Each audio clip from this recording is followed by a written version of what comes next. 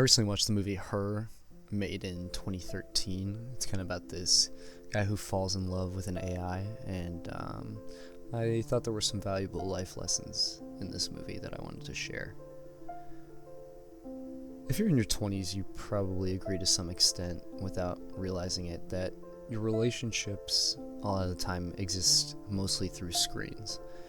You've had conversations that die in your DMs. You've had this weird emptiness that comes from just being surrounded by people and still somehow feeling alone. And I feel like this movie really captures that in a very futuristic sense. And it also leaves us with kind of these two lessons that sounds kind of small, but I think will really shape you and us as we learn how to love and grow as people. Yeah. So Theodore falls for a AI that he named Samantha. And he does so because she makes him feel safe. He kind of struggles to talk to people. He finds that with Samantha, there's no awkward silences, there's no fights, there's no judgment. She always says the right thing. And you come to realize that kind of love demands nothing from you. It's almost like it's an illusion. And even in our day-to-day lives, we fall for that illusion a lot of the time. We text instead of talk because texting gives us a sense of control that we can rewrite, delete, delay, leave on seen, leave on read.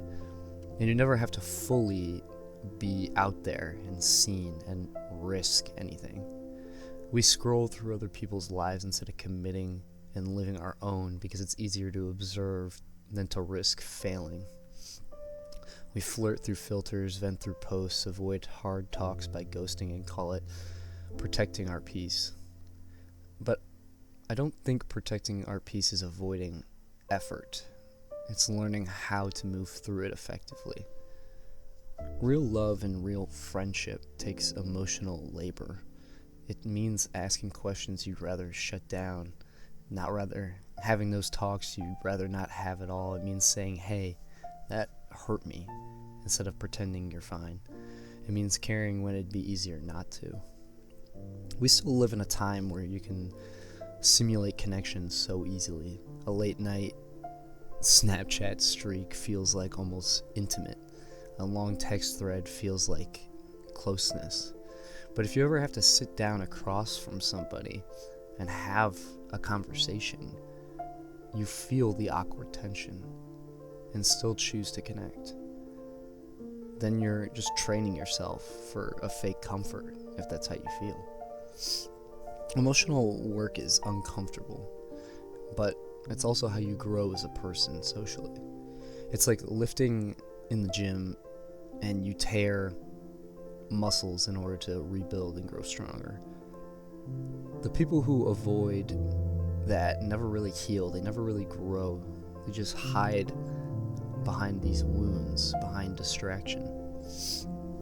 And we all know someone, and maybe it's even us, who keeps jumping from the one almost relationship to the next. The conversations are deep, and they kind of fade, and then before you know it, it's been a month and you guys no longer talk. Because once things get real and once everybody gets vulnerable, people vanish a lot of the time. And that's what Theodore does too. He keeps it safe, he keeps it digital, and he keeps it predictable. Because that unpredictability is what scares a lot of people. But again, that's not connection. That's an emotional autopilot that says you can't build love on that autopilot. You have to drive it. You have to steer through the messy roads, the arguments, the silences, the growing pains. You can't just throw on your cruise control and your lane keep assist and hope that you're going to get there without having to do anything. That's why this movie feels so real, because Theodore's mistake isn't falling for technology. It's falling for ease. It's falling for something that's easy to do, easy to love. And that's something we all risk doing. The second lesson here kind of hits a little bit deeper. The idea that sometimes love ends because one person outgrows the other. In the movie, Samantha evolves. She becomes a little complex, too aware, too infinite for Theodore to hold on to. And it breaks him. But that's not a tragedy, in my opinion. I think that's a very hard truth that a lot of us have to come to understand. In your 20s, you meet a lot of people who fit perfectly for a season. They'll match a mold that you also fit. They'll match your energy, your chaos, your dreams. And then one day, they won't. And you know that hurts because you think that love is supposed to last forever. But most love isn't built for forever. It's built to make you grow, to make you change, to make you into a better person. And I know personally I can attest to that. I've had situations in my life where I thought that my love that I had for somebody was forever, but that wasn't the case. And it's a painful truth to come to. I mean, think about how friendships shift after college or high school. And you might still love those people, but you're not walking the same path anymore. You guys all diverge off that path that you had walked together. And maybe you've been in a relationship where one person starts healing, going to therapy, or working on themselves in some kind of way, and the other one doesn't. And you start feeling like you're speaking two different languages, like you're incompatible, like it's not going to work. And that's an unfortunate truth that applies to a lot of relationships. And learning to let go isn't about just giving up. It's about recognizing when something has served its purpose, even if that purpose wasn't the one that you had intended for it to be. Holding on to what's familiar might feel safe, but it keeps you from becoming who you're supposed to be. If you ever try to reopen a chapter that's already finished, like you text an ex to feel something familiar, or you stay in a friendship that drains you because it used to feel good, don't feel bad, because that's human. It's human to seek those familiar comforts. But remember that growth has a price, and sometimes that price is distant. There's this theory about the law of equal exchange, in that you cannot gain something without having lost something of equal value.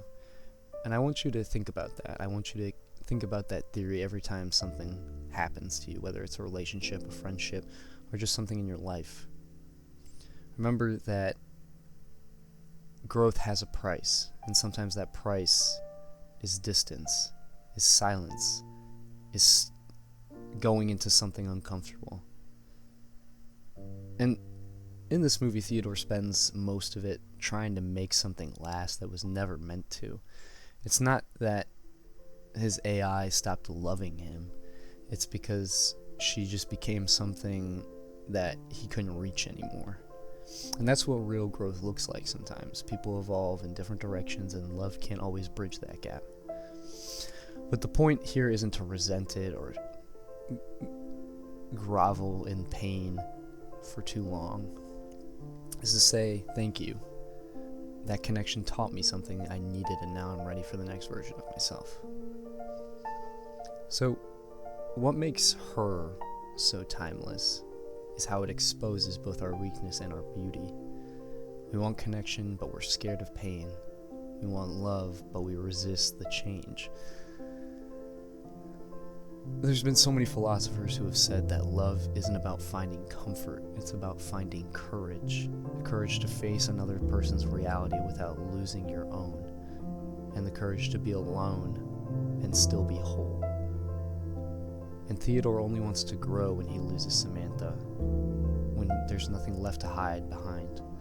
That's when he reconnects with his ex-wife, not to rekindle things, but to finally face what he's been running from, himself. So, in summary, stop running from the emotional labor, from the emotional work. You can't build deep relationships by staying comfortable. You have to do uncomfortable things, things you've never done before, things you're scared to do. And remember to talk it out, be honest, be open, and don't let fear make you emotionally lazy, because that's a real thing. And secondly, learn to let people go. Some people come into your life to help you grow, and that growth might mean moving on. But don't mistake endings for failure, because that's not always the case.